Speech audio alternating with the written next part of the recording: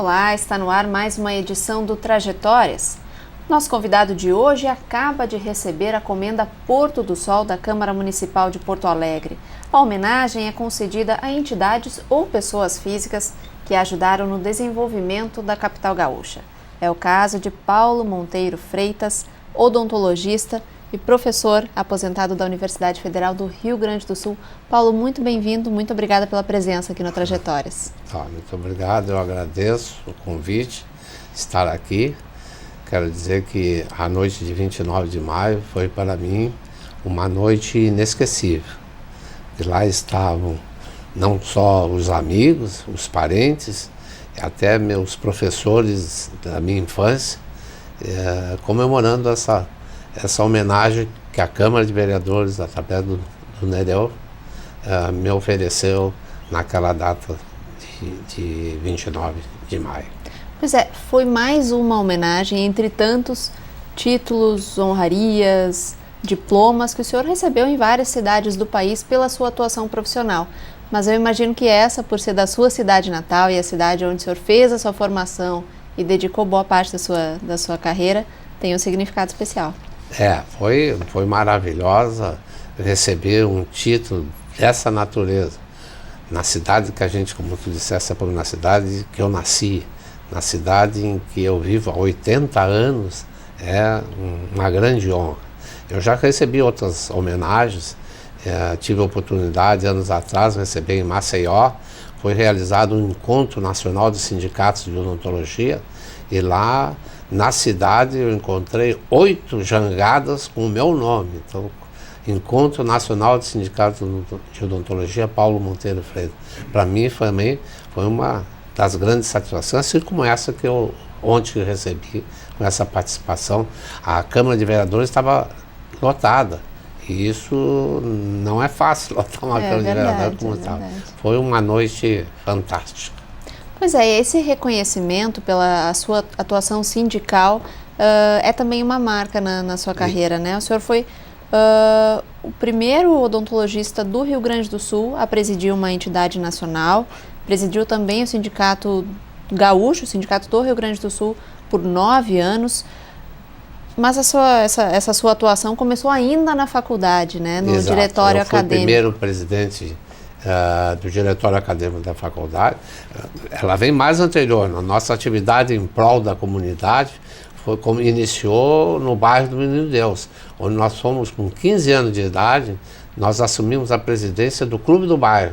Esse clube durou 10 a 15 anos, era um grupo fantástico, é um grupo em que nunca se viu tóxico.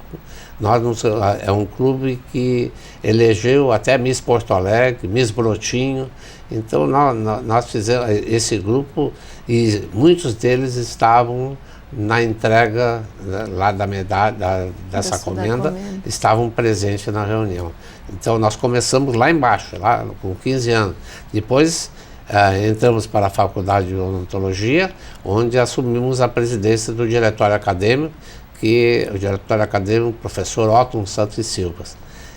Isso depois nós tivemos ainda várias outras, então assumimos o Sindicato Odontologista de Porto Alegre, depois o transformamos esse sindicato em Sindicato Odontologista do Rio Grande do Sul e transformamos no maior do país.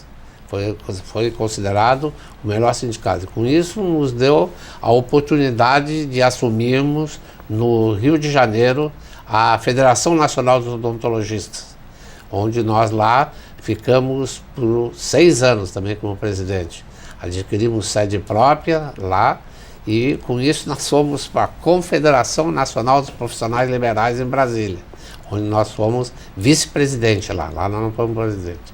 E na Confederação Nacional nós tivemos a oportunidade de 3 vezes ir à OIT, a Organização Internacional do Trabalho, defender as profissões liberais lá na Suíça. Com certeza é uma atuação muito marcante. O senhor considera, além da odontologia, uma vocação esse trabalho não só sindical, mas é um trabalho pela sua categoria? Eu acho que isso está na natureza de cada um, né? acho que eu sempre gostei de reformar as coisas. Eu sempre gostei de fazer coisas novas. Recordo, a minha mãe dizia assim, não sei se o termo até é correto, o Paulo é ideudo. Quer dizer, eu sempre tive novas ideias. Uma das coisas importantes que eu tive a oportunidade de ver, participando de um congresso de clubes sociais em Maceió, um dos oradores de uma das palestras disse: os clubes sociais no Brasil, ou eles mudam ou irão morrer, os clubes sociais de praia. E eu era, naquela oportunidade, presidente da Sociedade dos Amigos de Capão da Canoa. E eu voltei para o Rio Grande e então passei a mudar na Sociedade dos Amigos de Capão da Canoa. Ele dizia o seguinte: o clube social tem que se transformar em shopping de lazer. E se ele não se transformar, ele vai morrer. Olha, o que aconteceu no Rio Grande do Sul? Todos os clubes de praia praticamente morreram. Só não morreu a Sociedade dos Amigos do Capão da Canoa, que nós dirigimos.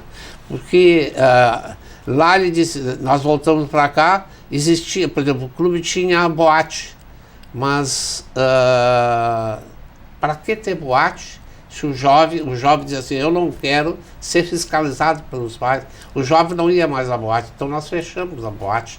E assim nós fizemos uma série de coisas que o clube, transformamos o clube, adquirimos uma sede esportiva e com isso o clube cresceu e hoje é um dos únicos vivos no Rio Grande do Sul. Então, é um grande planejador. As mudanças são muito importantes. Nós temos que nos atuar e as mudanças que o tempo requer têm que ser feitas. Agora, o senhor falava dessa identificação que a sua mãe já encontrava no senhor, né? Isso. Agora, teve a escolha pela área da saúde, teve influência do seu pai? Sim, eu no início, na realidade, eu queria ser médico. Meu irmão é médico, meu pai era professor catedrático de ginecologia e tentei a medicina, não consegui entrar. Era difícil também, na época, o vestibular. Já era difícil lá naquela época, nos anos 50. Já era difícil o vestibular naquela época.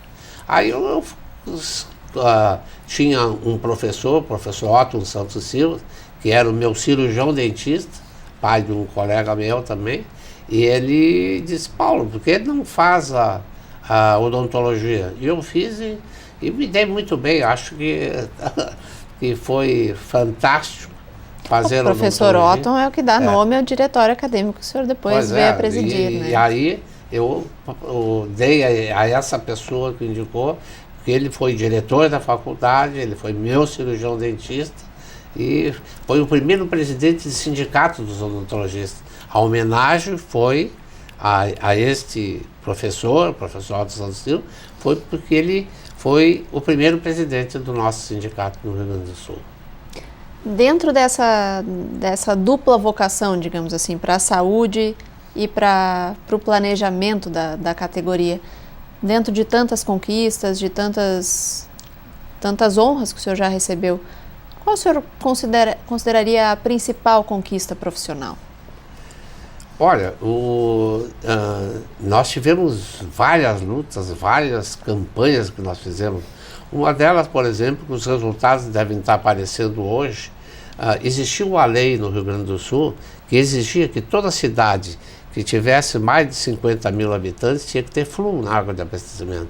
E quando naqueles 9 anos que nós fomos presidente do Sindicato de Odontologistas, nós lutamos, nós exigimos, e todas as cidades que tinham naquela época mais de 50 mil habitantes colocaram o fluxo nas águas de abastecimento.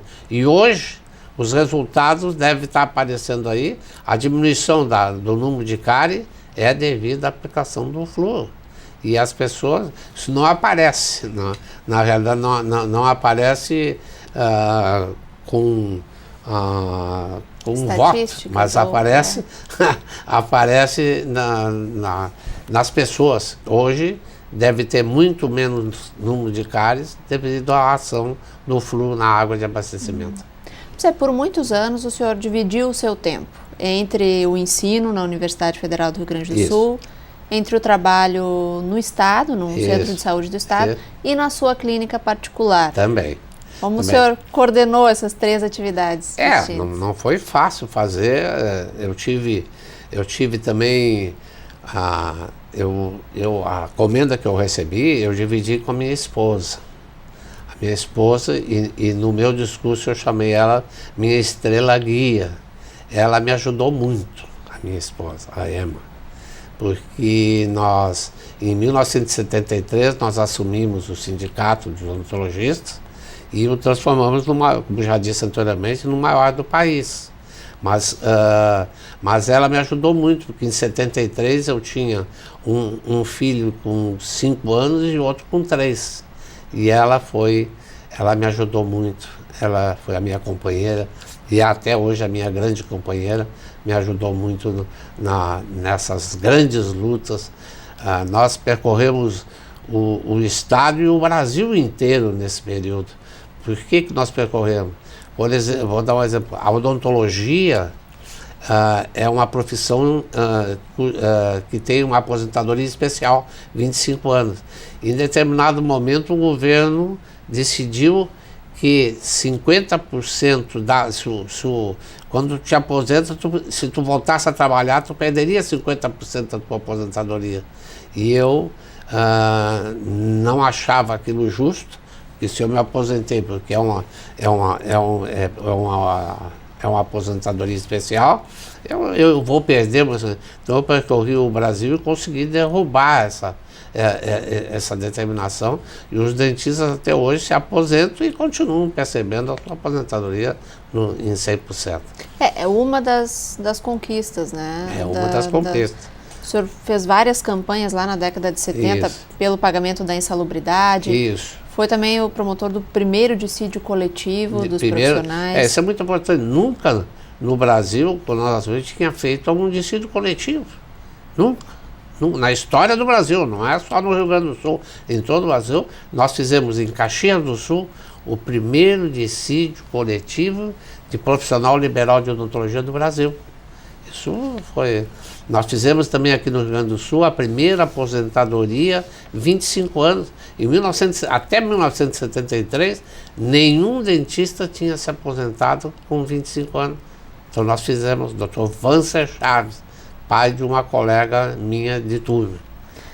E hoje, depois de tantos anos, depois de tantas lutas específicas e gerais para a categoria, o senhor continua como conselheiro da Associação Brasileira de Odontologia? Não, eu sou tesoureiro. Tesoureiro hoje. da Associação Brasileira de Odontologia. E tem desde 2010 uma cadeira na Academia de Odontologia. Assumi a cadeira em 38 e hoje sou presidente da academia. E pretendemos agora, nesse mês, no dia 29, vamos fazer uma reunião das academias brasileiras de odontologia em Canela. Vamos reunir se Deus quiser, todas as academias de odontologia. Para mim, eu continuo ainda lutando em prol da nossa odontologia. E quais o senhor considera que são hoje os principais desafios da profissão? Olha, os principais desafios da profissão, tem muitos, né? Porque a população brasileira, a odontologia não é barata. E o atendimento à população mais pobre ainda melhorou muito no Brasil, mas ainda é pequeno. Há uma quantidade de cárie muito grande, há um número de desdentados muito grande. Então, esse é o grande desafio, melhorar o atendimento às classes menos favorecidas. O senhor implantou também primeiro o departamento, ajudou a implantar o departamento odontológico no antigo INAMPS. Isso. Hoje no SUS, no contexto do Sistema Único de Saúde. Melhorou muito o atendimento. Por exemplo, da minha época para cá, melhorou muito, mas ainda não é o ideal. Porque realmente o atendimento odontológico, o custo do atendimento odontológico não é baixo, é alto. Então, os governos têm tido dificuldade. O SUS, o atendimento, não é ainda dos melhores. Na saúde pública, a odontologia ainda não é tão valorizada. Exatamente, não é valorizado. Esperamos que no futuro o Brasil melhore e tenha... O próprio cirurgião dentista tem tido dificuldade, porque essa crise que o Brasil vive, eu acho que é uma crise, né, que nós estamos vivendo, está atingindo a classe odontológica também. Nós precisamos ver se o Brasil melhora, se o Brasil passa a crescer novamente, para que as coisas melhorem, não só para nós, mas para nossos filhos e nossos netos futuros. Um dos seus filhos seguiu a profissão também, né? Mas não do Brasil. Meu filho está já há 25 anos, é cirurgião dentista em Portugal, lá no sul do Algarve, felizmente com grande sucesso em Portugal. Ele já foi também, seguindo o pai, já foi presidente da Associação Brasileira de Odontologia Portugal. O senhor considera um legado, digamos assim, Sim. Uma inspiração para o filho também? Ele é um grande filho que eu tenho, eu adoro ele, é um filho fantástico, filho maravilhoso e um profissional de primeira linha. Ele dedica, no mínimo, 40% das horas dele sempre para estar se atualizando e melhorando a profissão que ele exerce. O senhor falou do filho agora, já falou da sua esposa, com quem compartilhou a comenda recebida aqui na Câmara. Falou disso como um paralelo à sua atividade profissional, também como uma base, né? Sim. O que mais lhe move, além da família e do trabalho na vida? Quais são os seus outros interesses que acabam também se refletindo? Olha, eu quero continuar colaborando com a minha classe, como você já falou, eu atualmente estou na tesouraria da Associação Brasileira de Odontologia e da presidência da Academia Gaúcha de Odontologia. A gente quer continuar, nós estamos já com 80 anos, felizmente Deus está me dando bastante saúde, eu tenho saúde, tenho conseguido trabalhar nessas associações. Quero continuar colaborando com a minha profissão até a morte. E o senhor tem uma vida muito interessante para um porto-alegrense, porque nasceu no bairro Menino Deus, ainda mora no bairro Menino Deus. Como o senhor compara a cidade de hoje, em que o senhor ainda vive, à cidade lá dos anos 30, quando o senhor nasceu? A cidade cresceu muito. Eu não falei ainda, eu fui vice-presidente também de Relações Públicas do Esporte Clube Internacional. É o clube do meu coração. Além de ter sido vice-presidente, eu fui jogador do Internacional. Olha, eu fui tricampeão sub-20. O senhor guardou para o final aí essa informação. Eu fui tricampeão, não me lembrava, nem me lembrava. Eu fui tricampeão sub-20 pelo Internacional. Até os meus 20 anos eu joguei nas categorias de base do Internacional. Não segui porque é muita coisa para fazer, era craque, mas eu preferia a universidade e aí deixei o futebol. Mas foram anos de glória. O Internacional é o clube do meu sonho. Então, falando sobre Porto Alegre, sua pergunta, eu acho que Porto Alegre cresceu muito.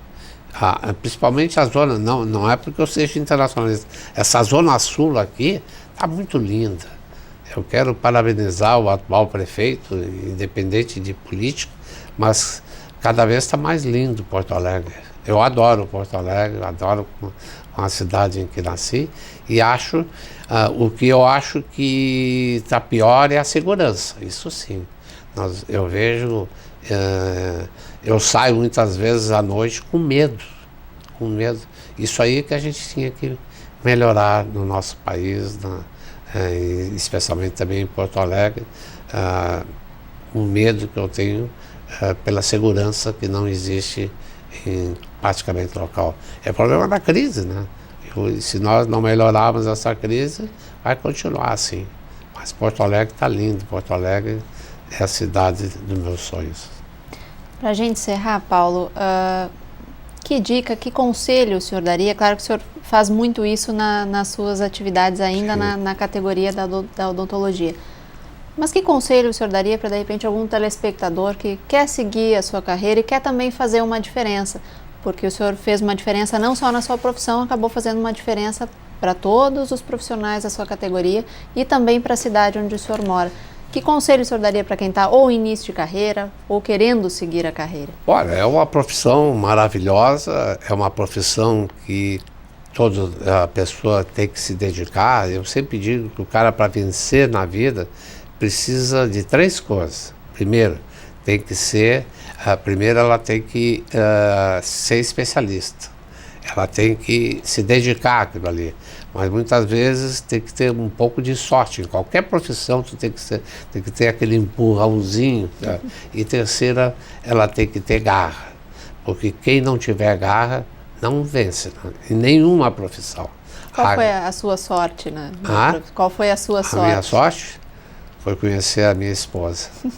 Ela foi minha estrela guia e me conduziu a tudo que eu fiz na vida. E os meus filhos. Meus filhos são... eu tenho uma filha, além do dentista, tenho uma filha arquiteta, Ana Paula Freitas, que é o meu orgulho também, assim como o meu filho em Portugal. Tá certo. Paulo, muito obrigada. Parabéns pela sua carreira e pela comenda Porto do Sol aqui na Câmara Municipal. O agradecimento é meu. Muito obrigado à TV Câmara por poder me manifestar aqui. Tá certo.